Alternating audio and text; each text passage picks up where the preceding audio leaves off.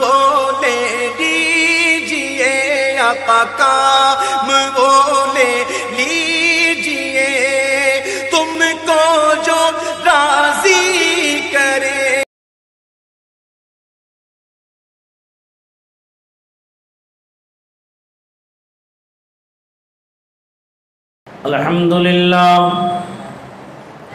الحمد لله الذي وكفى والصلاة والسلام على محمد المصطفى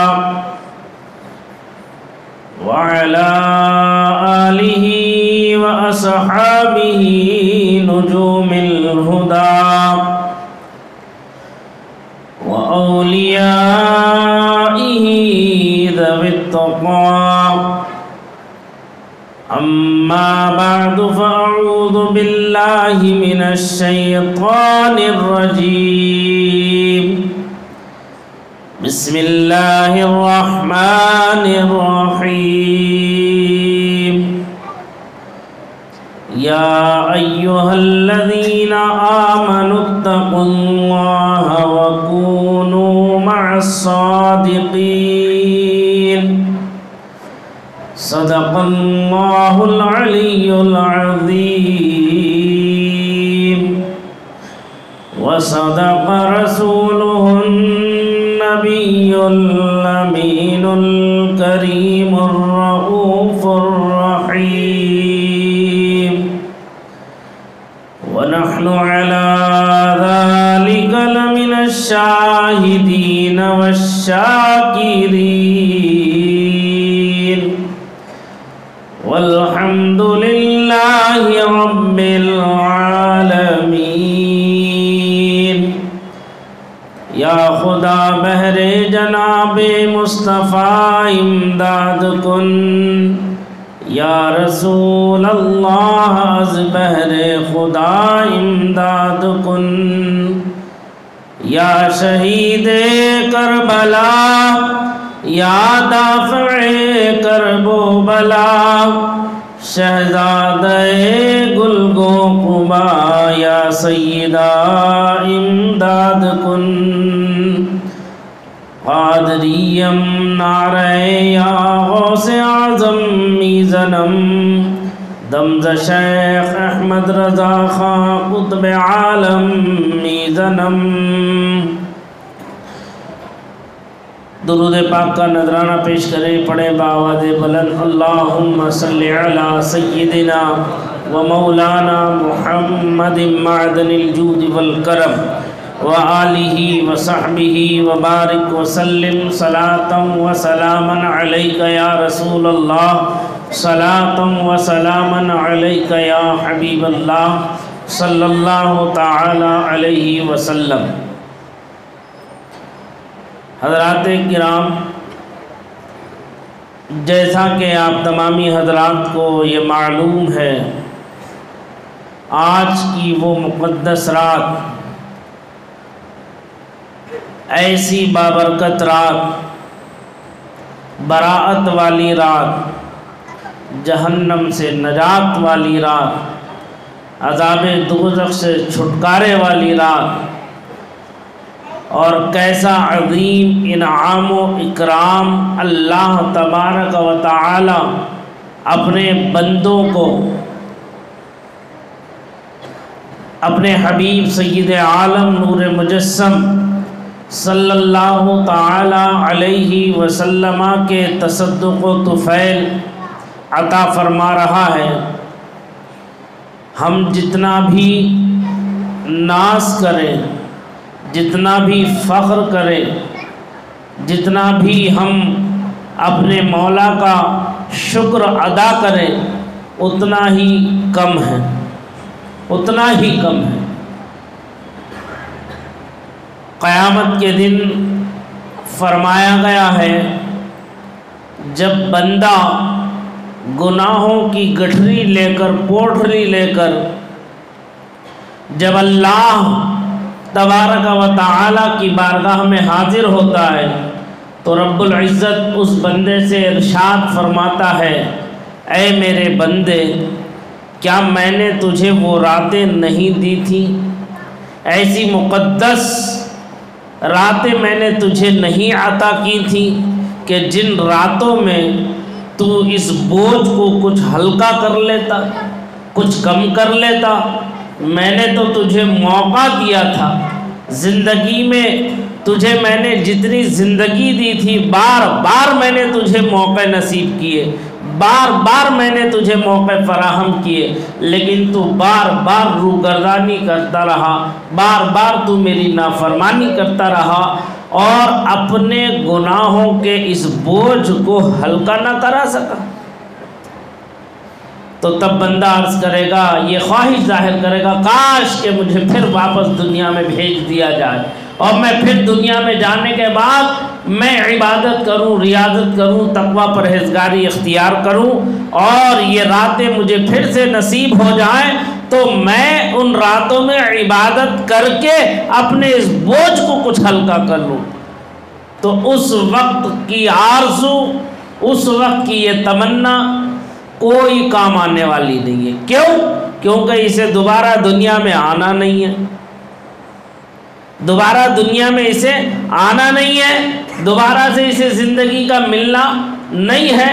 ہمیشگی کی زندگی آخرت کی زندگی ہے، نیکی کرے گا تو جنت میں گزرے گی اور بدی کرے گا تو جہنم میں گزرے گی۔ دو ہی راستے ہیں کل قیامت کے دن کے۔ تو یہ وہ مقدس اور بابرکت عظیم المرتبت رات ہے جس رات میں عبادت کرنے کا مزہ ہی کچھ اور ہے۔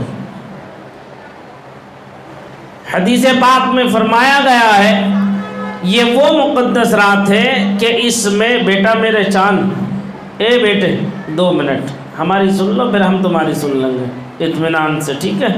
پکا انشاءاللہ۔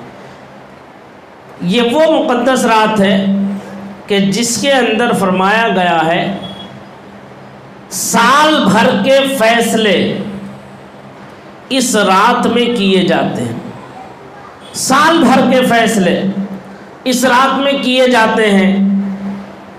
جن لوگوں کے لیے رزق مقرر ہے وہ رزق اس میں بانٹ دیا جاتا ہے، جتنا ہوتا ہے فائنل ہو جاتا ہے، فائنل پرچی کٹ جاتی ہے کہ اتنے کلو آٹا، اتنے کلو دال، اتنے کلو گندم، اتنے کلو چاول، اتنے کلو باجرہ، اتنے کلو کی سبزی، اتنے کلو کے ہرا دھنیا، بہت بیچ لینا، ہرا دھنیا لے لو ماں، پیاز لے لو، پنڈو لے لو، ٹماٹر لے لو، وہ سب اتنے کلو کا سب کا جس کا جتنا ہے سارا لیکھا جھیکا جو کچھ بھی ہے وہ پورا مکمل فائنل ہوتا رہتا ہے کہ بس اس سال کا اتنا ہی راشن ملے گا۔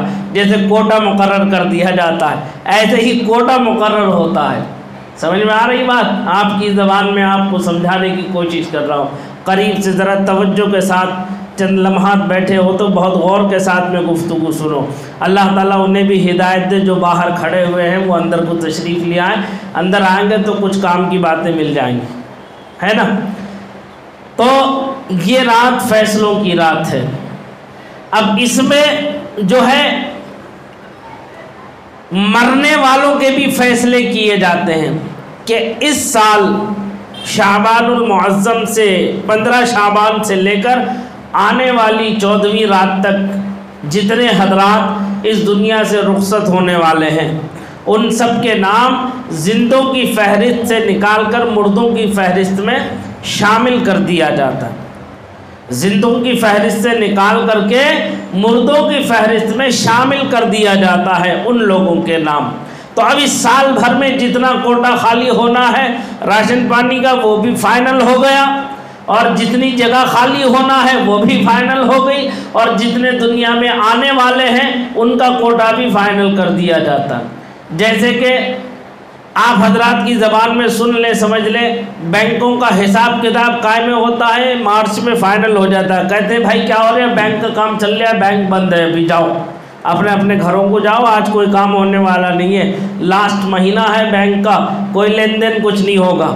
اگر کسی کے پاس کچھ نکالنا بھی ہوتا ہے تو بینک والے ریکویسٹ کرتے ہیں کہ سر ہماری ریکویسٹ ہے کہ سال بھر کا حساب کتاب فائنل ہو رہا ہے، آپ 31 تک جمع کرتے، پہلی کو چاہے نکال لیں، چونکہ 31 تک کا کوٹا ہمیں دینا ہے کہ اتنی آمد ہو گئی، اتنا خرچ ہو گیا۔ یہی ہوتا نہیں ہوتا؟ تو یہ دنیا کے فیصلے ہیں، تو آخرت کے لیے بھی کچھ فیصلے ہیں۔ اللہ کا ایک مضبوط قانون پوری کائنات کے لیے مرتب ہے. جیسے جو کچھ ہونا ہے اور جو کچھ ہو رہا ہے اور جو کچھ صبح قیامت تک ہوگا وہ سب کا سب لوح محفوظ میں محفوظ ہے. لوح محفوظ میں سب محفوظ ہے. وہ سارے کام، سارا ٹائم ٹیبل بنا ہوا، بالکل چارٹ کلیئر تیار رکھا ہے، اس میں غلطی کا کوئی شائبہ بھی نہیں ہے. سمجھ میں آ رہی بات؟ تو اتنا ہی ملنا ہے. اور زندگی اور موت کے فیصلے بھی اللہ نے پہلے ہی کر دیے ہیں. ٹھیک ہے، تو وہ سارا رجسٹر بنا ہوا ہے. بڑے جنرل رجسٹر سے نکالنے کے بعد بائی کھاتے الگ الگ بنائے جاتے ہیں. اب ہمارے یہاں بھی جو ہے ایک اسٹاک کا رجسٹر ہوتا ہے. گھروں دکان میں، فیکٹریوں میں جو کاروبار کرتے ہیں وہ جانتے ہیں کہ ایک مین اسٹاک کا رجسٹر ہوتا ہے. پھر اس کے بعد الگ الگ مدات میں جو ہے آٹے کا ہے تو آٹا جاتا ہے، چاول ہے تو چاول جاتا ہے، گیہوں ہے تو گیہوں جاتا ہے، باجرہ ہے تو باجرہ جاتا ہے، دالیں ہیں تو دالیں الگ الگ، مونگ کی الگ، ارد کی الگ، تور کی الگ، مسور کی الگ، جو کی الگ. جتنی دالیں ہیں ساری دالیں، دھلی بھی ہے، کالی بھی ہے، نیلی بھی ہے، پیلی بھی ہے، ہری بھی ہے، ساری دالوں کے کھاتے الگ الگ بٹنا شروع ہو جاتے ہیں. لیکن مین اسٹاک ایک جگہ جمع ہوتا ہے، پھر اس میں سے تقسیم ہوتا ہے. ایسے ہی سارا اسٹاک جتنا جو کچھ کائنات میں ہونا ہے وہ سب کا سب قائم محفوظ ہے لوح محفوظ میں. قائم ہے لوح محفوظ میں. اب اس کے بعد وقتاً فوقتاً اس سے ہر چیز نکلتی رہتی ہے، بڑھتی رہتی ہے. سمجھ میں آ رہی بات؟ اللہ کا پورا ایک نظام ہے، ایک قانون قدرت ہے. آپ دیکھتے ہیں بارش اپنے وقت پر ہو رہی ہے، سورج اپنے وقت پر نکل رہا ہے، چاند اپنے وقت پر نکل رہا ہے، ستارے اپنے وقت پر جھلملاتے ہیں، دن اپنے وقت پر ہوتا ہے اور رات اپنے وقت پر ہوتی ہے. یہ پورا کائنات کا ایک جو ہے کیا کہتے ہیں اسے، سرکولر ایک نظام جو ہے وہ جاری اور ساری ہے.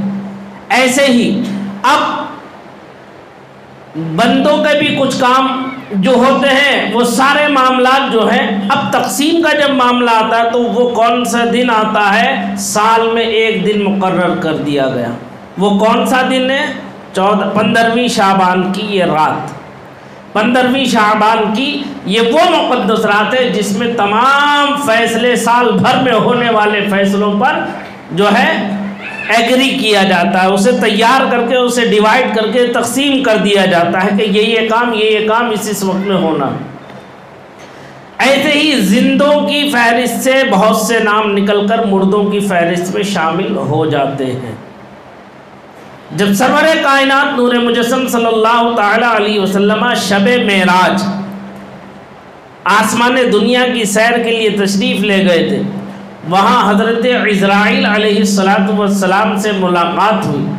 تو ملاقات ہونے پر سرکار نے ان سے بہت سی کچھ باتیں معلوم کی، جس میں ایک بات یہ بھی معلوم فرمائی کہ تمہیں یہ کیسے معلوم ہوتا ہے کہ فلاں، بیٹے باتیں نہیں، تمہیں کیسے معلوم ہوتا ہے کہ فلاں شخص کی روح تمہیں قبض کرنا ہے، تمہیں نکالنا ہے.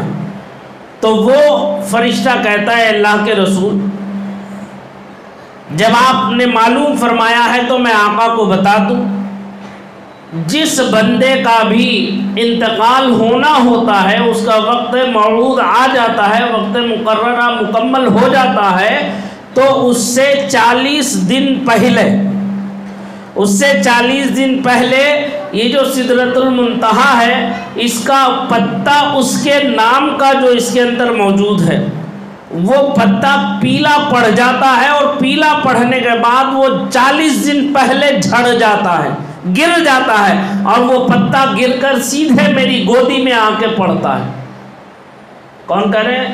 حضرت اسرائیل کہہ رہے ہیں وہ پتا جو ہے میری گودی میں آ کر کے پڑ جاتا ہے، تو مجھے معلوم ہو جاتا ہے کہ یہ فلاں بن فلاں اور فلاں مقام کا رہنے والا، فلاں جگہ کا رہنے والا ہے، اس کی روح فلاں مقام پر قبض ہونا ہے، اور اس کے لیے اتنا ٹائم مقرر ہے، اس کے لیے اتنا ٹائم مقرر ہے، تو لہذا حضرت عزرائیل علیہ السلام عرض کرتے ہیں یا رسول اللہ جب اس کا وقت قریب آ جاتا ہے تو میں وہ فہرست، وہ نام، اس کا عطا پتہ سب، اگر نیک ہے تو اور بد ہے تو، نیک ہے تو جو نیک فرشتے نیکوں کی روح نکالتے ہیں، میں ان فرشتوں کے حوالے، جنت کے جو فرشتے جو نیکوں کے روح نکالنے پر مقرر ہے، میں ان کو اس پر آگاہ کر دیتا ہوں، اور جو بد لوگ ہیں،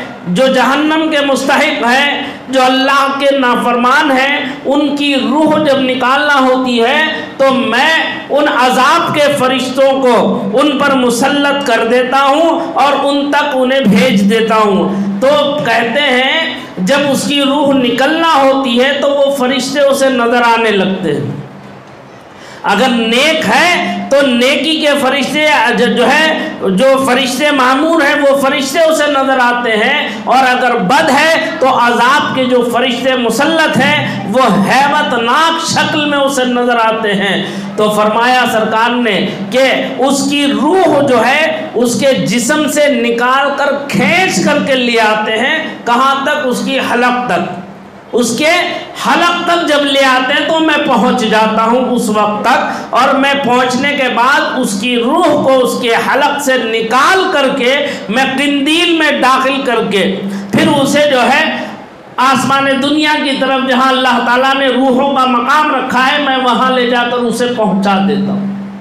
سمجھ میں آ رہی بات؟ سرکار نے فرمایا تم ذرا یہ بتاؤ نیکوں کی روح کیسے نکالتے ہو اور بروں کی، بدوں کی روح کیسے نکالتے ہو؟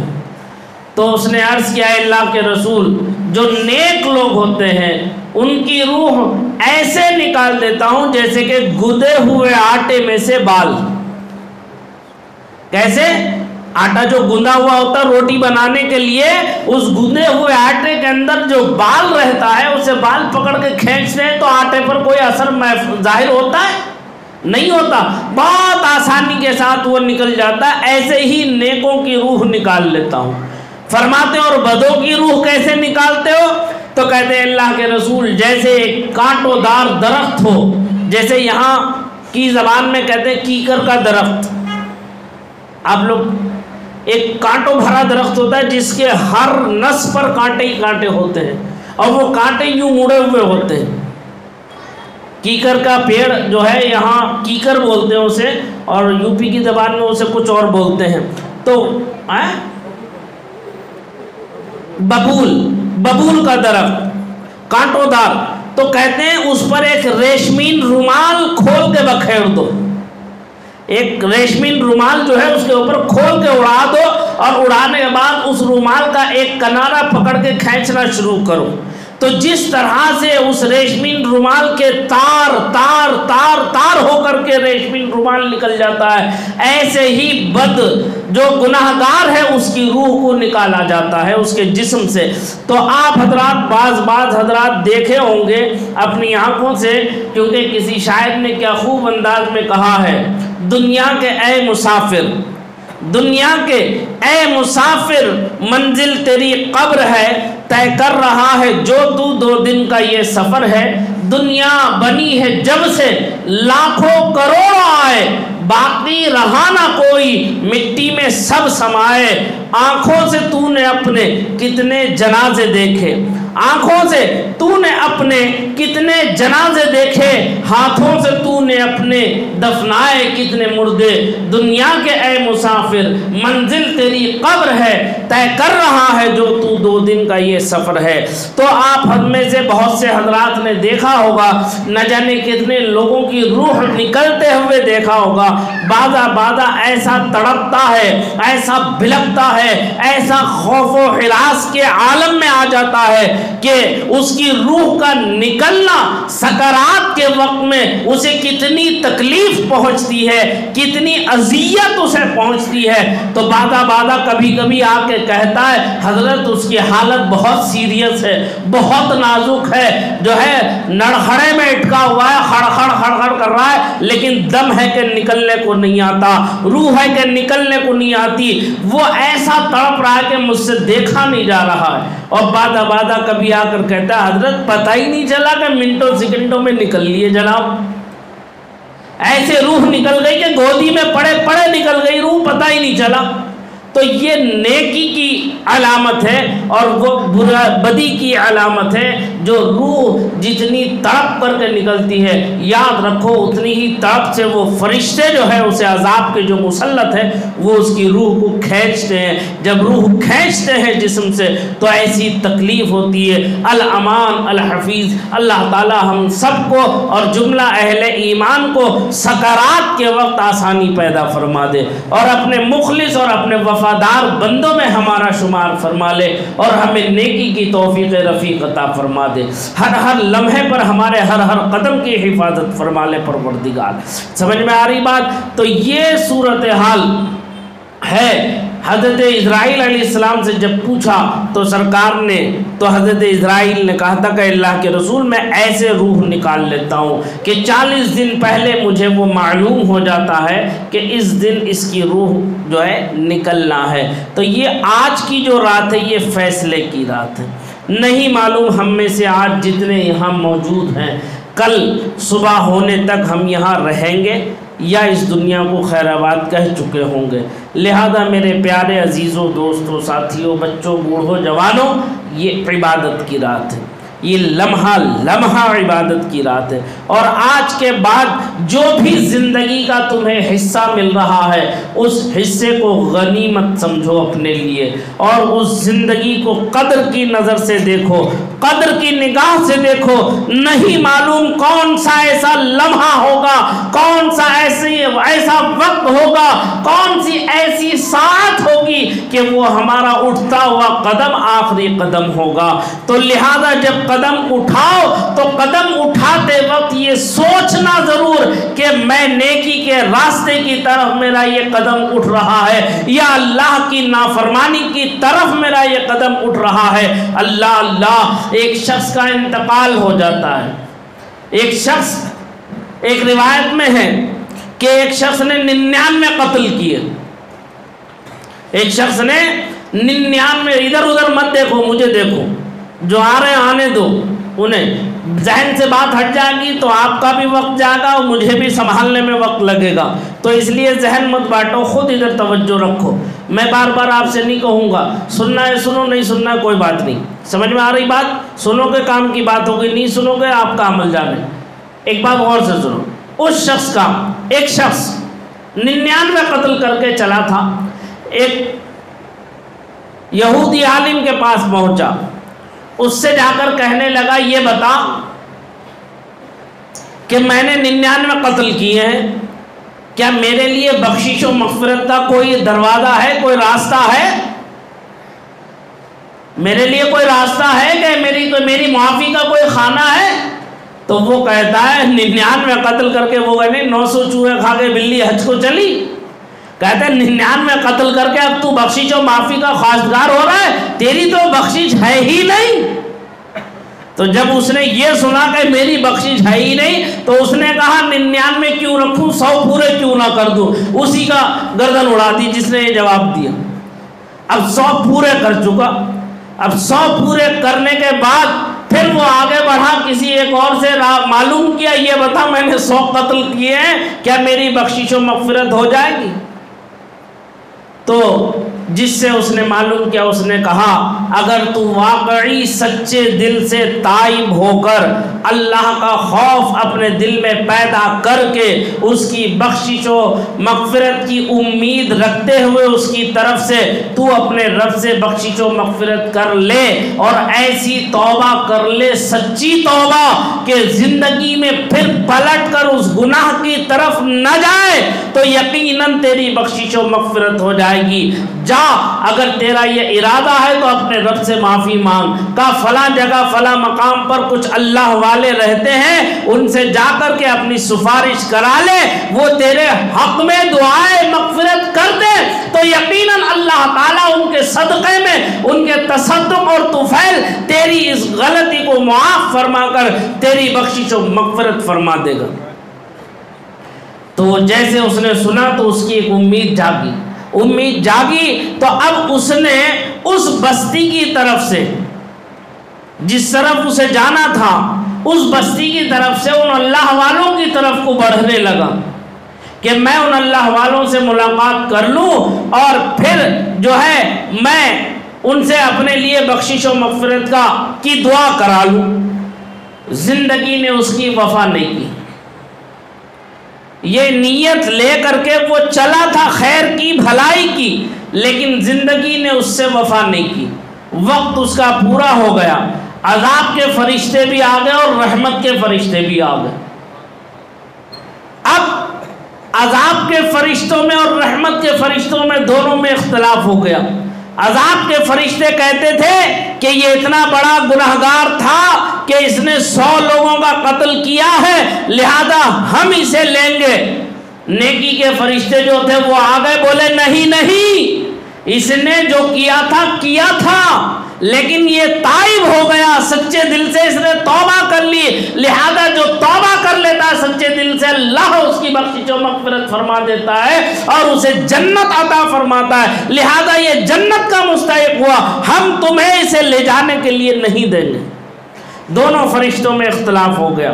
تو اللہ تعالیٰ نے ایک اور فرشتے کو ان کے بیچ میں جو ہے مصالحت کے لیے بھیجا. کہا ارے کیوں جھگڑ رہے ہو، کیا ہو گیا؟ کہا یہ کہتے ہیں ہم لیں گے، یہ کہتے ہیں ہم لیں گے. تو کہتا ہے وہ فرشتہ اچھا تو ایک کام کرو، یہ دیکھو اس کے قدم کو ناپو، اس کے قدموں کو ناپو کہ اگر اس کے قدم بدی کی طرف زیادہ ہو تو بدی والا فرشتہ لے جائے اسے، اور اس کے قدم اگر نیکی کی راہ کی طرف زیادہ بڑے ہوں تو نیکی کے فرشتے اسے لے جائیں. یہ فیصلہ ہوگا اس تعلق سے. تو فرشتے کہتے ہیں ہاں ٹھیک ہے، من جانب اللہ اگر یہ ہے تو ہم ایسے ہی راضی. اب جب فرشتوں نے اس کے قدم کو ناپنا شروع کیا، اللہ تبارک و تعالی نے اپنے فضل سے اپنے کرم سے اس بندے پر یہ رحم فرمایا کہ جتنے اس کے بدی کے قدموں کی زمین تھی وہ چھوٹی ہو گئی، اور جو نیکی کی طرف یہ ان اللہ والوں کی طرف جانے کے لیے جتنے قدم اس نے اٹھائے تھے اس زمین کو لمبا کر دیا. تو اب جب ناپا گیا تو نیکی کی طرف ان اللہ والوں کی طرف جانے والے قدم زیادہ تھے اور بدی کی طرف کے قدم کم تھے. تو فرشتوں نے کہا یہ اب تو یہ حق ادا ہو گیا کہ اب یہ جنت کا مستحق ٹھہرا، لہذا ہم اسے جنت کی طرف لے کر کے جائیں گے. تو جنتی فرشتے اسے جو ہے لے کر کے جنت کی طرف رواں دواں ہو گئے. دیکھو نیتوں کا اثر دیکھو، ذرا سا اثر دیکھو.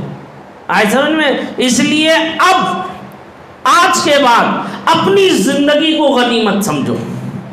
اپنی زندگی کو جو تمہیں دی جا رہی ہے اللہ تعالیٰ کی طرف سے، اسے غنیمت جانو اور اسے لمحہ لمحہ ضائع مت ہونے دینا. لمحہ لمحہ یاد الہی سے اسے بھر دو تو تمہاری زندگی کامیاب رہے گی، دنیا بھی تمہاری کامیاب رہے گی اور آخرت بھی تمہاری کامیاب رہے گی. اللہ اللہ کیسے کیسے واقعات قرآن کریم کے اندر اور احادیث مبارکہ کے اندر بھرے ہوئے ہیں.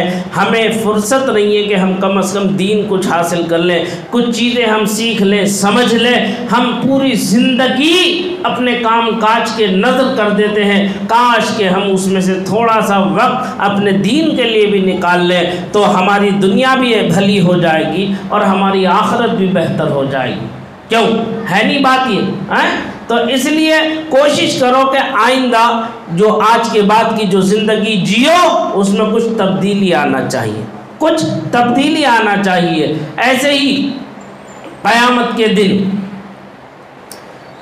کے دن 3 گروہ لائے جائیں گے، 3 جماعتیں ایسی لائی جائیں گی.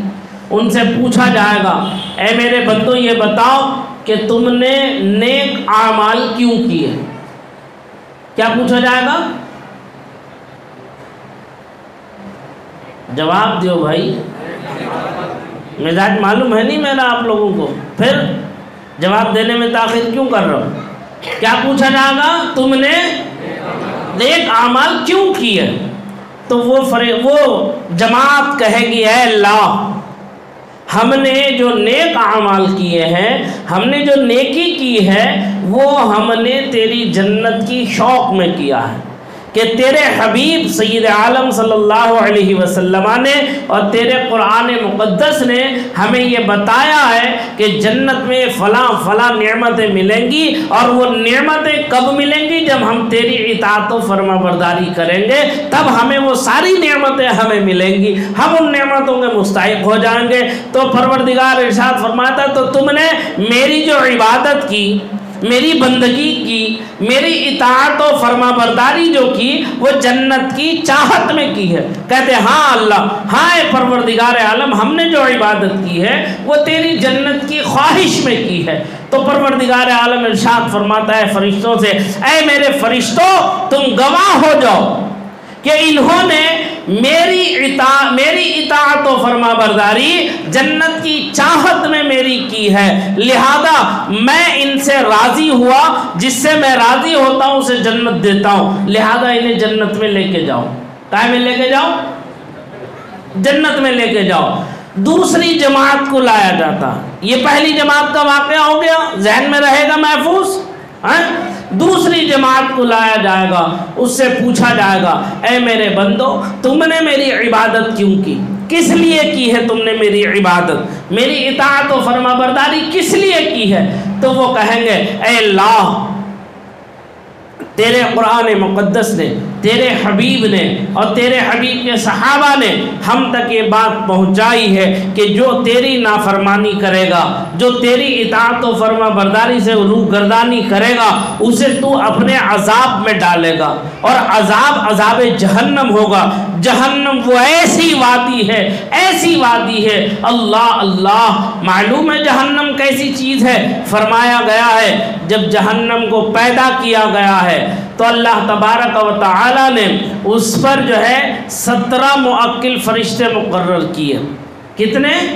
17، اور اس کے 7 سر ہیں، اور اس کا یہ بالائی لب یہ نتھنے سے اس کے ملا ہوا ہے، اور زیری لب اتنا لمبا ہے کہ وہ جہنم کھسیٹ کر کے چلنا شروع کرتی ہے اسے، تو اسے موٹی موٹی زنجیروں سے جو ہے اسے باندھا ہوا ہے 17 معقل فرشتوں نے، اور ہر فرشتے کی مدد کے لیے معین و مددگار 70 ہزار فرشتے ہیں جو ان زنجیروں کو تھامے ہوئے ہیں، پکڑے ہوئے ہیں کہ کہیں ایسا نہ ہو کہ جہنم جو ہے ایک دم اچھل کر کے آگے کو بڑھ جائے۔ سمجھ میں آ رہی جہنم کی حیت؟ اور فرمایا گیا ہے جو اس کے اندر جو ہے 70,000 بچھو، الگ الگ قسم کی روایتیں ہیں، ایک روایت میں ہے کہ 70,000 بچھو ہیں۔ کتنے ہیں؟ 70,000 بچھو ہیں، اور ہر بچھو کے 70,000 ڈنک ہیں۔ کتنے ہیں؟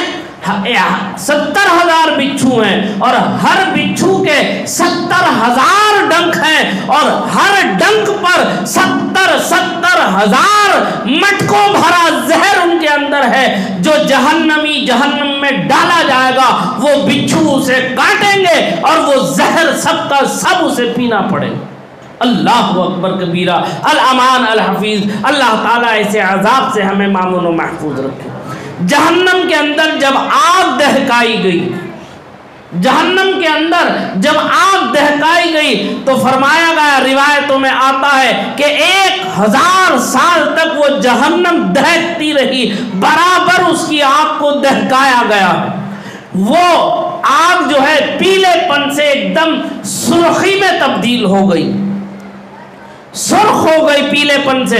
تو پھر فرماتے ہیں، روایت میں آتا ہے کہ پھر اس جہنم کی اس آگ کو جو سرخی مائل ہو چکی تھی، 1000 سال تک اسے اور دہکایا گیا اور بھڑکایا گیا اسے۔ جب 1000 سال پورے ہو گئے تو اب کتنے ہزار ہو گئے؟ 2000 سال کو جہنم کو دہکتے ہوئے ہو گئے۔ تو اس 2000 سال کے بعد پیلے سے وہ سرخ ہو گئی، اور سرخ سے وہ کالی پڑ گئی، وہ آگ جو ہے کالی ہو گئی۔ اور پھر اس کے بعد فرمایا گیا کہ 1000 سال پھر اس جہنم کی اس آگ کو دہکایا گیا کہ وہ اتنی کالی ہو گئی، اتنی کالی اور مہیب ہو گئی کہ الامان الحفیظ کے سامنے کی کوئی چیز اس میں نظر نہیں آنے والی۔ ایسی دہک گئی وہ آگ. تو جب اس کے اندر ایک تپش پیدا ہو گئی اور ایسی گرمی اور ایسی تپش اس کے اندر جب پیدا ہو گئی تو اس جہنم نے جو ہے اللہ رب العزت کی بارگاہ میں عرض کیا اے پروردگار عالم کیا تیری رحمت پوری کائنات کے لیے ہے؟ مجھ جیسے بندے مجھ جیسی مخلوق پر کیا تیری رحیمی کریمی نہیں ہے؟ کیا تو مجھ پر رحم نہیں فرمائے گا؟ کیا تو مجھ پر کرم نہیں فرمائے گا؟ اے پروردگار اگر تو مجھ پر رحم نہ کھائے، اگر تو مجھ پر کرم نہ فرمائے تو ان قریب میں پھٹا چاہتی ہوں. میرے اندر اس تپش کو برداشت کرنے کی طاقت و قوت نہیں ہے. 3000 سال وہ جہنم دہکتی کالی پڑ گئی. تو اللہ رحمان و رحیم ہے. جہاں وہ پورے عالم کا رب ہے وہاں پورے عالم پر اس کی رحمت ہے، اس کی کریمی ہے، اس کی رحیمی ہے. تو جہنم پر بھی اللہ نے رحم فرمایا اور جہنم پر رحم کھا کر اللہ نے اسے 2 موقع نصیب فرمائے. اسے 2 موقع نصیب فرمائے. پروردگار عالم نے ارشاد فرمایا کیوں نہیں، میں تو رحیم ہوں، سب پر رحم کرتا ہوں، تو بھی میری مخلوق ہے، میں تجھ پر بھی رحم کھاتا ہوں. جا میں نے تجھے 2 موقع ایسے دیے ہیں، میں نے تجھے 2 سانسیں دی ہیں، ایک سانس لینے کی اور ایک سانس چھوڑنے کی طاقت میں نے تجھے دی ہے. آج آپ یہ دیکھتے ہیں کہ دنیا میں جو ہے گرمی کا عالم کہاں پہنچ جاتا ہے اور پھر اس کے بعد جب سردی ہوتی ہے تو سردی کا عالم کہاں پہنچ جاتا ہے. جتنے کپڑے بدن پر ہوتے ہیں وہ گرمی میں سب اتر جاتے ہیں، سر کا پسینہ پیروں پر بہنے لگتا ہے، اور جتنے کپڑے اترے ہوتے ہیں اس سے زیادہ سردی میں کپڑے پہن لیے جاتے ہیں. ٹھنڈ کا عالم کیسا ہوتا ہے. اللہ تعالیٰ نے جہنم کو یہ وصف عطا فرمایا، یہ 2 سانسیں دی ہیں. جب جہنم اپنی سانس چھوڑتی ہے تو پورے عالم میں گرمی چھا جاتی ہے، اور جب جہنم سانس لیتی ہے پورے عالم میں موسم سرد اور ٹھنڈا ہو جاتا ہے. یہ جہنم کی سانس لینے اور چھوڑنے کا اثر جب ہزاروں میل دور سے عالم یہ ہے تو جو جہنم کے اندر جائے گا تو اس کا عالم کیا ہوگا، اس کا عالم کیا ہوگا. اس کی تیاری ہے. جہنم میں جانے کی کوئی تیاری کوئی خواہش کرے گا تو وہ جماعت وہ گروہ جو اللہ کی بارگاہ میں پیش کیا جائے گا اس سے پوچھا جائے گا کہ تم نے میری اطاعت و فرما برداری کیوں کی ہے، تم نے میری بندگی کیوں کی ہے. معلوم ہے کل میدان حشر میں جب جہنم کو لایا جائے گا حشر کے میدان میں تو 500 سال کی مسافت کی بقدر میدان حشر سے دور جہنم کو رکھا جائے گا. تو وہ جہنم اس دن اپنے رب کے لیے ایک ایسا سجدہ کرے گی، ایسا سجدہ کرے گی اور اپنے رب کی حمد و ثنا بیان کرے گی. وہ کہے گی تمام خوبیاں اس عالم کے رب کے لیے ہیں جو میرا پاک پروردگار ہے، میرا خالق ہے، میرا مالک ہے، جس نے مجھے پیدا کیا ہے. میں شکر گزار ہوں اپنے پروردگار عالم کی کہ جس نے مجھے پیدا کیا ہے، اس لیے کہ آج کے دن وہ اپنے نافرمانوں سے میرے ذریعے ان اپنا بدلہ لے گا. اے اللہ میں حاضر ہوں، میں حاضر ہوں، میں حاضر ہوں، میں تیار ہوں تیرے دشمنوں کو ان کے کیف و کردار تک پہنچانے کے لیے. اے میرے خالق، اے میرے مالک، اے میرے پالنہار، اے میرے پیدا کرنے والے، جلدی سے فیصلے صادر فرما. جو جہنمی ہیں انہیں جہنم کی طرف میری طرف جلدی سے بھیج دے. آج میں انہیں ایسا مزہ چکھاؤں گی، ایسا مزہ چکھاؤں گی کہ کبھی ان کے ہوش میں و خرد میں بھی اس کا خیال نہیں آیا ہوگا. آج انہیں وہ مزہ میں چکھاؤں گی کہ کبھی انہوں نے سوچا بھی نہیں ہوگا. اللہ اللہ، ایسا جو ہے جہنم تڑپتی و بلکتی ہوگی، اور جب چنگھاڑے اور دہاڑ مارتی ہے تو اس دہاڑ کا عالم یہ ہوتا ہے کہ اس کے منہ سے جو شعلے نکلتے ہیں، جو چنگاریاں نکلتی ہیں، وہ میدان حشر تک آ کر کے گرتی ہیں، میدان حشر تک پہنچتی ہے، جس کی وجہ سے میدان حشر میں گرمی کا عالم بے برہ گرم ہو جاتا. سمجھ میں آ رہی بات؟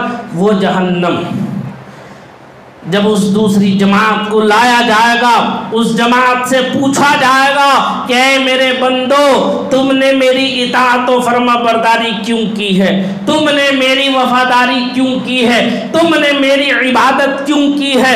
تم نے میری بندگی کیوں کی ہے؟ تو وہ عرض کریں گے اے اللہ، اے پروردگار عالم، تیرے حبیب نے، تیرے قرآن نے ہمیں یہ بتایا، یہ جتایا، یہ سمجھایا کہ تیرا عذاب بڑا سخت ہے، تو اپنے نافرمانوں سے آج کے دن بڑا عظیم بدلہ لینے والا ہے، کیونکہ تیری حاکمیت ہے، تو ہی خلاق عالم ہے، تو ہی احکم الحاکمین ہے، تیرے فیصلے اٹل ہیں، تو نے جہنم تیار کر رکھی ہے اپنے ان نافرمانوں سے بدلہ لینے کے لیے، اور جہنم وہ محیط ٹھکانہ ہے، وہ ایسا خطرناک ٹھکانہ ہے جہاں آدمی جانے کے بعد واپس پلٹنے کا کوئی سوال ہی پیدا نہیں ہوتا، کیونکہ فیصلے جب ہوں گے تو جہنمی جہنم میں ہمیشہ رہیں گے، جنتی جنت میں ہمیشہ رہیں گے۔ لہذا اے پروردگار، ہم نے اپنی دنیا پر آخرت کو ترجیح دی ہے، تیرے جہنم کے خوف سے، اس کے عذاب کے ڈر سے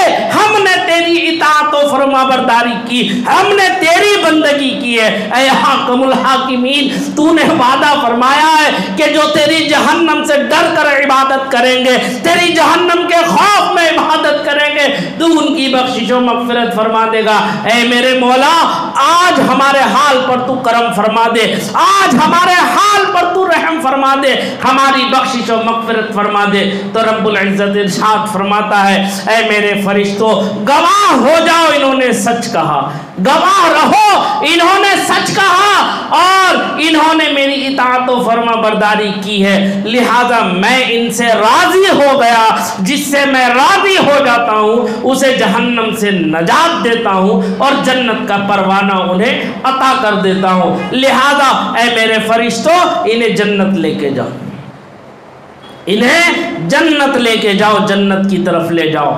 تو وہ دوسری جماعت بھی جو ہے جنت کی طرف رواں دواں ہو جاتی ہے۔ پہلی جماعت کون سی تھی؟ ذرا ادھر والے بھی بولیں گے تو پتہ چل جائے گا نا مجھے۔ پہلی جماعت جو جنت میں گئی وہ کون سی تھی؟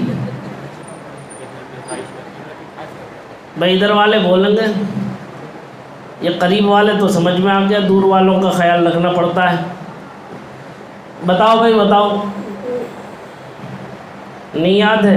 یا اللہ، آپ کے حافظے میں اللہ تعالیٰ برکت عطا فرما، قوت و توانائی و تندرستی عطا فرما۔ پھر بتا دیتا ہوں، پھر کبھی کہیں بیچ کی تقریر میں کہیں پھر پوچھ لوں گا میں، یاد رکھنا، ٹھیک ہے؟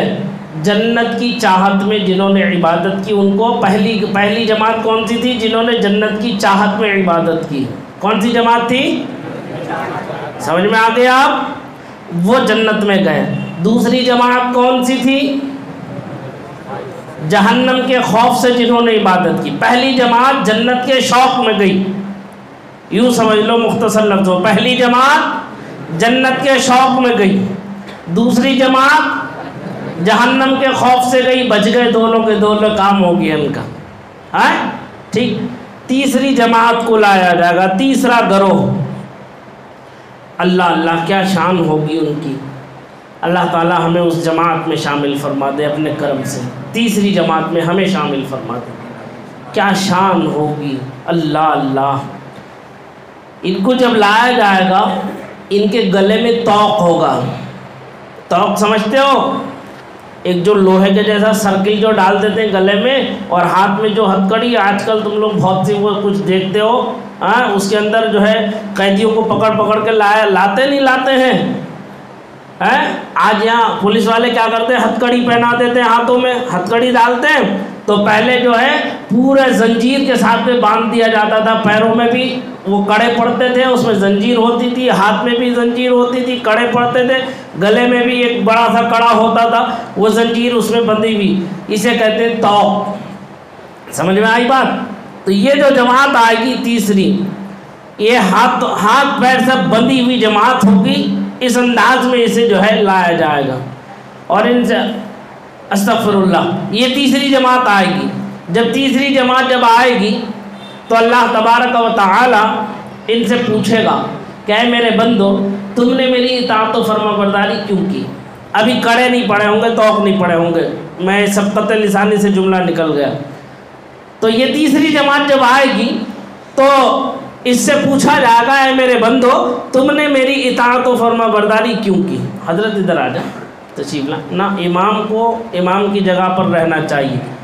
امام مقتدا ہوتا ہے قوم کا، اسے پیچھے نہیں بیٹھنا چاہیے کبھی بھی، اور مقتدیوں کو چاہیے کہ وہ اپنے امام کو جگہ ہمیشہ آگے دیا کریں.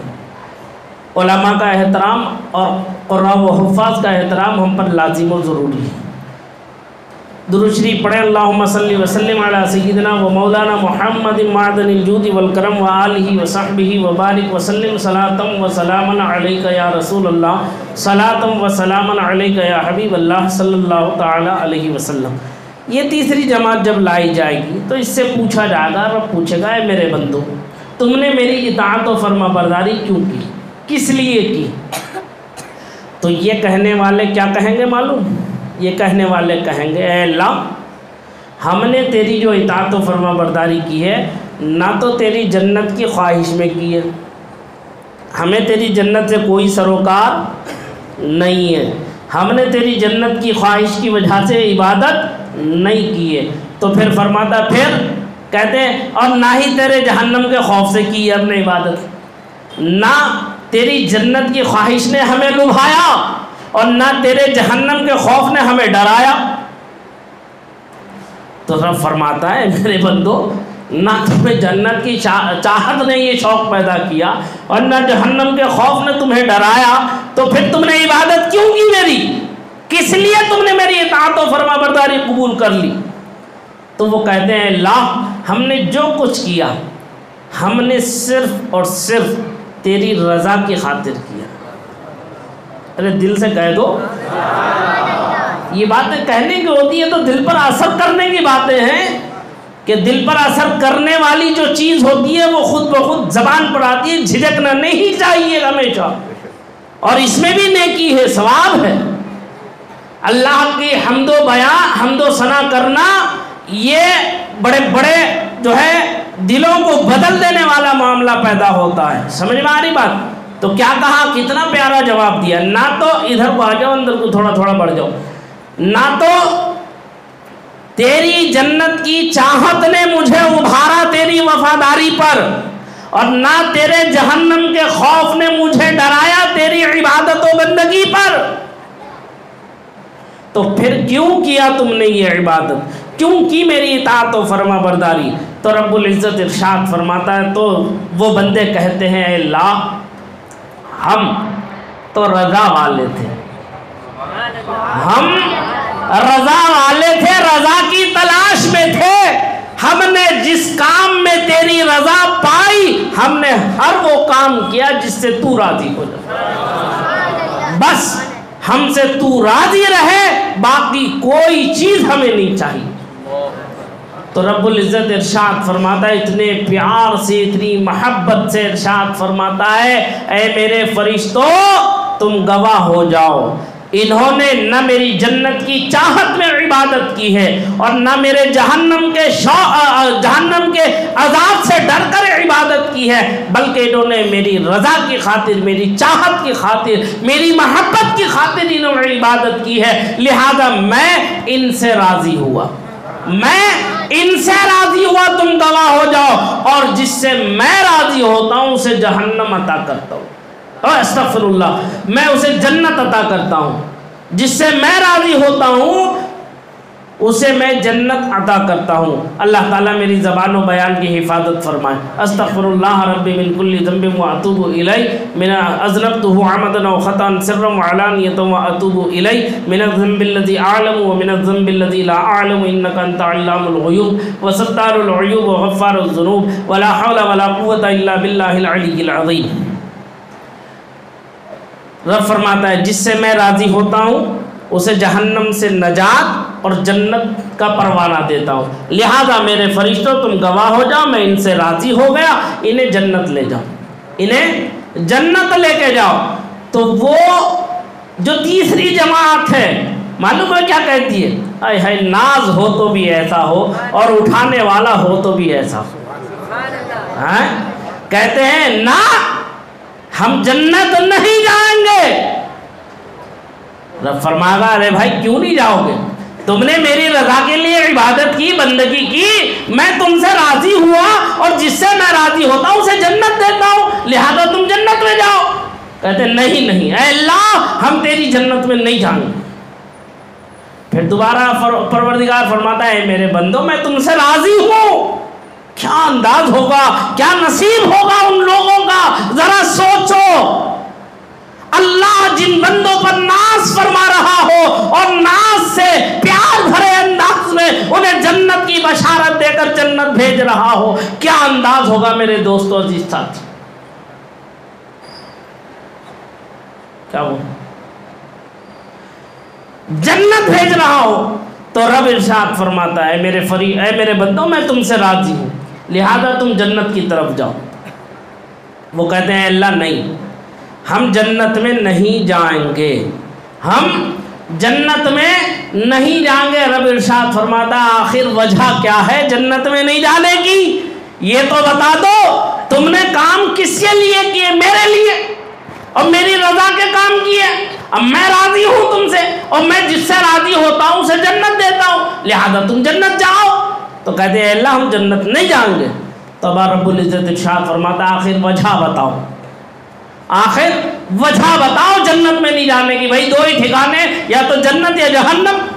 جہنم میں تمہیں بھیجوں گا نہیں اس لیے کہ میں تم سے راضی ہوں، جہنم میں جانے کا کوئی سوال ہی نہیں۔ میری رضا کی وجہ سے جنت ہے، جنت میں اعلیٰ مقام تمہارا انتظار کر رہا ہے، تو پھر تم جاتے کیوں نہیں؟ تو معلوم ہے کیا جواب دیتے ہیں؟ اللہ اللہ کیا پیارا جواب دیتے ہیں، دل باغ باغ ہو گیا، سن کے باغ باغ ہو جائے گا۔ کہتے ہیں اللہ ہم نے جو کچھ بھی عبادت کی ہے، بندگی کی ہے، تقوی پرہیزگاری اختیار کیا ہے، ہر وہ کام کیا ہے ہم نے، تو وہ صرف اور صرف تیری رضا کی خاطر کیا ہے۔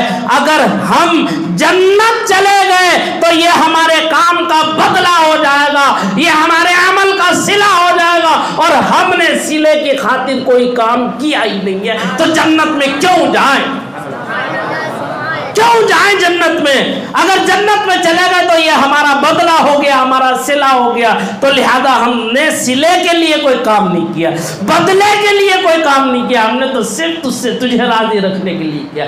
تو راضی ہو جا بس ہمیں کافی ہے۔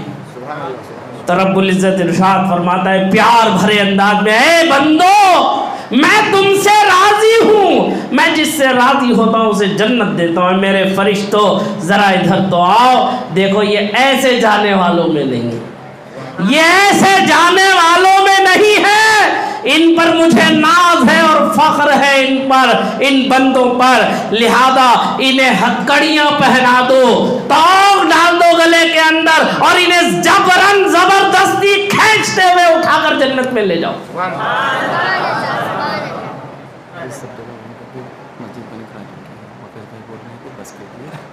ہاں ٹھیک ہے، ٹھیک بات آ رہی سمجھ میں؟ انہیں اٹھا کر کے جنت میں اس شان سے لے کے جایا جائے گا۔ کیا شان ہوگی ان بندوں کی؟ اللہ تعالیٰ اس تیسری جماعت میں ہمیں شامل فرماتے اور ہمیں ایسا کام کرنے کی توفیق عطا فرمائے جو اس کی رضا کی خاطر۔ ہم رضا والے ہیں، رضا کا نعرہ لگاتے نہیں لگاتے ہیں، رضا والے ہیں تو کیا کام کرنا چاہیے؟ رضا کے کام کرنا چاہیے، جس میں اللہ کی رضا حاصل ہو جائے، جس میں اللہ کے رسول کی رضا حاصل ہو جائے، جس میں اللہ کے محبوب بندوں کی رضا شامل حال ہو جائے۔ ہمیں ہر وہ نیک کام کرنا چاہیے، ہمیں ہر وہ نیک عمل کرنا چاہیے۔ آج کی یہ رات بڑی غنیمت کی رات ہے، عبادت کی رات ہے، تقوی اور پرہیزگاری کو اختیار کرنے کی رات ہے، اللہ سے ڈرنے کی رات ہے، سچے دل سے تائب ہونے کی رات ہے، سچے دل سے اپنے گناہوں کا اقرار کر کے اپنے خالق، اپنے مالک، اپنے رازق، اپنے پالنہار کے حضور سجدہ ریزی کی رات ہے۔ آج ایفائے عہد کی رات ہے، آج کی رات اپنے مولا سے یہ وعدہ کر کے اٹھنا کہ اے اللہ جو زندگی بھی اب تو مجھے دے گا میں اس میں تیری اطاعت و فرما برداری کروں گا، تیری بندگی کروں گا اور میں تیری رضا کے کام کروں گا۔ ہر وہ کام میں دیکھوں گا جس میں تیری رضا ہو، میں اسی کام کو حاصل کروں گا۔ اے اللہ تو مجھے اپنے رضا والے بندوں میں شامل فرما دے، اے اللہ تو مجھے اپنے مطیع و فرما بردار بندوں میں شامل فرما دے، کیونکہ اللہ تعالیٰ فرماتا ہے ان اللہ لا یخلف المیعاد، اللہ وعدہ خلاف نہیں ہے۔ لا تبدیل لکلمات اللہ، اللہ کے کلمات کبھی تبدیل نہیں ہوتے۔ اللہ نے وعدہ کیا ہے تو وہ یقیناً وعدہ پورا ہوگا۔ جنتی جنت میں جائیں گے، جہنمی جہنم میں جائیں گے۔ اب یہ اپنا اپنا نصیبہ ہے میرے پیاروں، میرے عزیزوں، میرے دوستوں، اس زندگی کو غنیمت جانو اور نمازوں کی پابندی کرو، نمازوں کی پابندی کرو۔ دیکھو آج کتنا پیارا لگا، کتنا اچھا لگا کہ آج عشاء کی نماز کے اندر جمعہ کا سا سما نظر آ گیا۔ عشاء کی نماز میں جمعہ کا سا سما نظر آ گیا، بلکہ جمعے سے بھی زیادہ بڑھ کر کے لوگ نظر آنے لگے۔ کیا یہ بتاؤ کہ صرف آج کی عشاء کی نماز ہی تمہارے اوپر فرض تھی یا 5 وقتہ نماز فرض ہے؟ کاروبار تمہارے اپنی جگہ ہے، زندگی رواں دواں اپنی جگہ ہے، وہ نہ رکی ہے نہ رکے گی۔ تم رہو گے تب بھی یہ وقت پورا ہوگا، تم نہیں رہو گے تب بھی یہ وقت پورا ہوگا۔ جب تک اللہ تعالیٰ نے دنیا کا قائم رکھا ہے، دنیا کو باقی رکھا ہے، جب تک عذاب الہی نازل نہیں ہوگا، جب تک میدان حشر قائم نہیں ہوگا، جب تک یہ دنیا فنا اور تباہ و برباد نہیں ہوگی، جب تک چاند و سورج ہلاک نہیں ہوں گے، جب تک یہ دنیا کا نظام ایسے ہی چلتا ہوا نظر آئے گا۔ جب ساری کائنات فنا ہو جائے گی، تباہ ہو جائے گی، تبھی حشر کا میدان نظر آئے گا، میدان حشر بپا ہوگا۔ لہذا یہ کیوں سوچتے ہو کہ تمہارے اوپر یہ دنیا چل رہی ہے؟ یہ کیوں سوچتے ہو کہ تم کماؤ گے تبھی تمہارے گھر کے اخراجات پورے ہوں گے؟ یہ کیوں سوچتے ہو کہ جو ہے تمہارا دکان، تمہاری فیکٹری، تمہاری ملازمت تمہیں نوکری تمہاری جو ہے پیسے دے گی، تنخواہ دے گی؟ ارے رزق کا وعدہ کیا کس نے ہے؟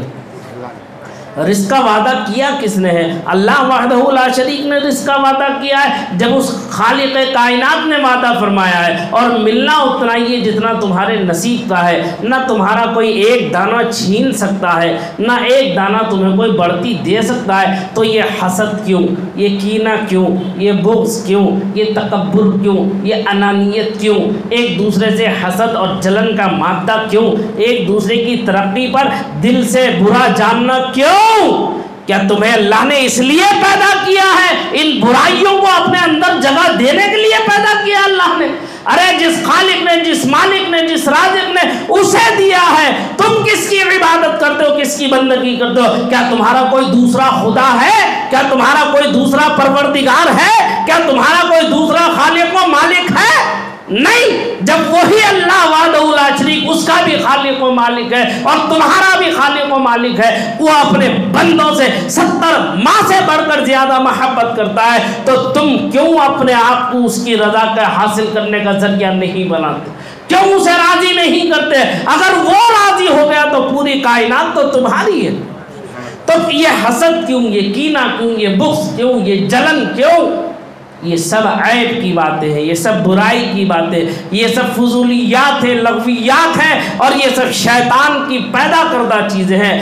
یہ جو ہے انہو عدو مبین فرمایا گیا کہ شیطان تمہارا کھلا دشمن ہے، کھلا دشمن۔ لہذا نہ اپنے بھائی کی ترقی پر حسد کھاؤ، نہ جلن کھاؤ، نہ اس سے بغض رکھو، بلکہ اسے اور دعائیں دو کہ اللہ تمہیں اور ترقیوں سے نوازے، اور اللہ تمہارے صدقے مجھے بھی ترقی عطا فرما دے۔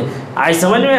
تو یہ دعا کرو، یقیناً تم اپنے رب سے کہہ سکتے ہو۔ کیا تم کہہ نہیں سکتے، گڑ گڑا نہیں سکتے، تڑپ نہیں سکتے، اپنے مولا کی بارگاہ میں مچل نہیں سکتے؟ اپنے دل کو ذرا مچلا کے تو دیکھو، دعا ایسی کرو، اے اللہ کیا میں تیرا بندہ نہیں ہوں؟ تو میرا خالق نہیں ہے؟ تو میرا مالک نہیں ہے؟ تو میرا پالن ہار نہیں ہے؟ کیا تیری غیرت یہ گوارا کرے گی کہ میں کسی دوسرے کی چوکھٹ پر جاؤں، اس کے آگے دستے سوال دراز کروں، میں اس کے آگے بھیک مانگوں، اس کے آگے اپنی پیشانی جھکاؤں؟ کیا تیری غیرت یہ گوارا کرے گی؟ تیری عزت و جلال کی قسم ہے مجھے کہ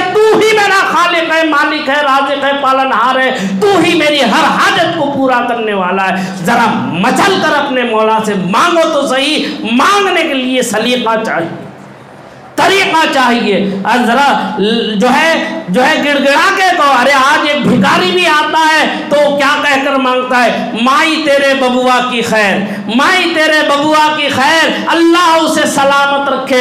تو ماں کا کلیجہ بھی جو ہے ایک دم اتنا بڑا ہو جاتا ہے اور بڑے پیار سے کہتے ہیں اللہ میرے بچے کے حق میں یہ دعا گو ہے, اس کی حاجت کو کچھ نہ کچھ میں پورا کر دوں. 10 روپے 5 روپے جو اس کی حیثیت و اوقات ہوتی ہے یا تو وہ خود دے دیتی ہے یا اپنے گھر میں سے کسی بچے کے ہاتھ سے بھجوا دیتی ہے.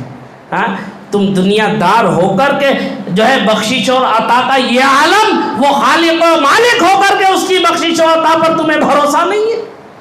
کتنے افسوس کا مقام ہے یہ, کتنے دکھ کی بات ہے یہ.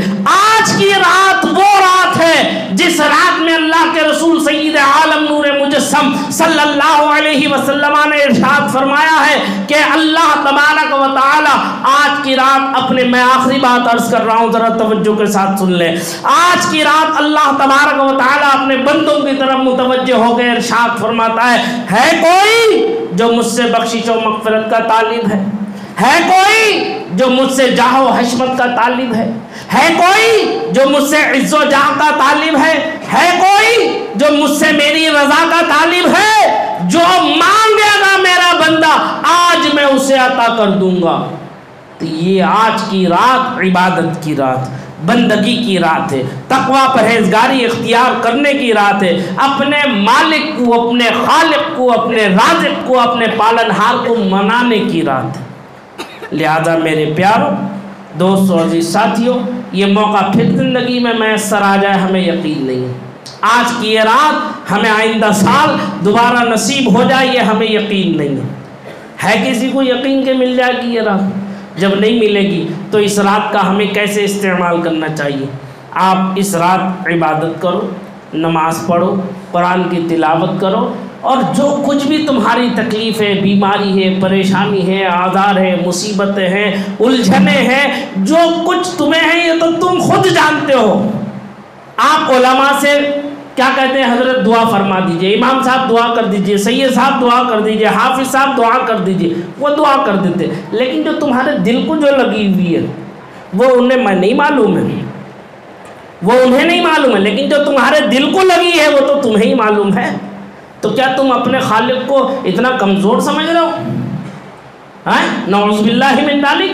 جس طرف کی تم بندگی کر رہے ہو, عبادت کر رہے ہو, کیا کوئی کمزور ہے وہ تمہاری حاجت پوری نہیں کر سکتا؟ وہ تو پھر جو حاجت پوری نہ کرے وہ خالق ہونے کے لائق ہے نہیں ہے. تو جو جس رب کی تم عبادت کرتے ہو یہ یقین رکھو, زندگی کا دینے والا, موت کا دینے والا, عزت کا دینے والا, ذلت کا دینے والا, بیماری کا دینے والا, ہر بلا سے مصیبت سے دفع کرنے والا, ان بلاؤں مصیبتوں سے بچانے والا صرف اور صرف اللہ وحدہ لا شریک ہے. جس دن تمہارے دل میں یہ یقین پیدا ہو گیا, مانو کہ تمہیں کسی دعا کی ضرورت ہی نہیں پیش آئے گی. صرف تم اپنے مولا سے اپنے دل کا کنیکشن مضبوط کر لو, اپنے رب سے اپنے دل کا کنیکشن مضبوط کر لو, پھر یہ ساری قومیں تمہاری قدموں کے نیچے ہوں گی, یہ ساری حکومتیں تمہاری ٹھوکروں پر پلتی بڑھتی ہوئی نظر آئیں گی. لیکن شرط یہ ہے کہ تم اپنے رب کو راضی کر لو, اپنے خالق و مالک کو راضی کر لو, وہی دن پلٹ کر واپس آ جائیں گے. ورنہ یاد رکھو وہ معزز سے زمانے میں مسلمان ہو کر ہم خوار ہوئے تاریخ قرآن ہو کر, درس قرآن کو اگر ہم نے بھلایا نہ ہوتا, یہ وقت زمانے نے ہمیں دکھایا نہ ہوتا. آج جو بھی رسوائیاں ذلت ہے یہ ہمارے اعمال کی سزا ہے, ہماری نافرمانیوں کی سزا ہے. ایسے ظالم و جابر حکمراں جو ہم پر مسلط ہے, جو ہمارے آئے دن ہم پر ظلم کے پہاڑ توڑ رہے ہیں, ظلم کی انتہا کر رہے ہیں, یہ ہمارے اعمال کا بدلہ ہے. سرکار نے فرمایا ہے جب تم نافرمانیوں کرنے لگو گے تو اللہ تم پر ایسے حاکموں کو مسلط کر دے گا جو تمہاری ایک نہیں سنیں گے, ان کے دل میں جو آئے گا وہ کرتے ہوئے اپنی منمانیاں کرتے ہوئے چلیں گے. دیکھو آج وہ منمانیاں کر رہے ہیں, ہم کچھ بھی ان کا نہیں کر سک رہے. اگر تم چاہتے ہو ان ظالموں سے نجات, چاہتے ہو ان ظالموں سے آزادی, تو اپنے رب کو راضی کر لو, اپنے رب کو راضی کر لو، مسجدوں کو آباد کرو، 5 وقتہ نماز تم پر فرض ہے، صرف جمعے اور شب برات کی نمازیں نہیں ہیں تمہارے اوپر، 5 وقتہ نماز فرض ہے، نماز کو مسجد میں پابندی کے ساتھ آؤ، 5 وقتہ نماز پڑھو، اللہ تعالیٰ مجھے بھی آپ کو بھی اس پر عمل کی توفیق رفیق عطا فرمائے۔ آج سمجھ میں آج کوئی قائد صحیح سے ہمیں نظر نہیں آتا جو امت مسلمہ کے درد کو سمجھتا ہو، امت مسلمہ کے غم کو سمجھتا ہو۔ کیا آج کی رات ایسی تھی کہ جس طرح کی پابندی ہمارے اوپر لگائی گئی ہے، کیا ہم مسجدوں میں بیٹھ کر عبادت بھی نہ کریں، اپنے رب کی عبادت بھی نہ کریں؟ ہم پر ایسی پابندیاں لگائی جا رہی ہیں، یہ ہمارے اعمال کا بدلہ ہے کہ ہم سے ہمارا رب ناراض ہے۔ ہمارا رب راضی ہو جائے تو ان کی ہمت نہیں ہوگی ہمارے عبادت خانوں پر پابندیاں عائد کریں۔ آج قبرستان بند کر دیے گئے، کیا قبرستانوں میں کیا ہوتا جا کر مسلمانوں؟ وہاں فاتحہ پڑھتے، نظر و نیاز کرتے اور ان کے لیے ایصال ثواب کرتے اور واپس اپنے گھروں کو آ جاتے، لیکن ہمارے ان چند نوجوان نادانوں کی نادانی نے آج ہمیں یہ صورت دیکھنے پر مجبور کر دیا، جو موٹر سائیکلوں پر اسٹینڈنگ کرتے، جنہیں نہ نماز کا فکر ہے، جنہیں نہ توبہ کی فکر ہے، جنہیں نہ عبادت کی فکر ہے، اور رات بھر موٹر سائیکلوں کی فکر رہتی ہے۔ ان کی نادانی کی وجہ سے یہ پابندیاں ہم پر عائد ہو گئی۔ اللہ تعالی ہمیں اور آپ سب کو اس پر عمل کی توفیق رفیق عطا فرمائے، نیکیوں کی توفیق رفیق عطا فرمائے، آمین۔ وآخر دعوانا ان الحمدللہ رب العالمین۔ جو کچھ کہا اس میں لفظی معنوی غلطی ہو، اللہ اپنے کرم سے اسے معاف فرمائے۔ استغفر اللہ استغفر اللہ استغفر اللہ ربی من کل ذنب واتوب الیہ۔ اب یہاں محفل اختتام ہوئی، آپ حضرات صلاۃ و سلام پڑھیں اور دعا کریں، اور پھر اپنے اپنے گھروں کو اطمینان و سکون کے ساتھ میں تشریف لے جائیں۔ اور 2:30 بجے جو ہے یہاں حلقہ ذکر کا پروگرام رکھا ہے، دعا کی خاص محفل ہوگی۔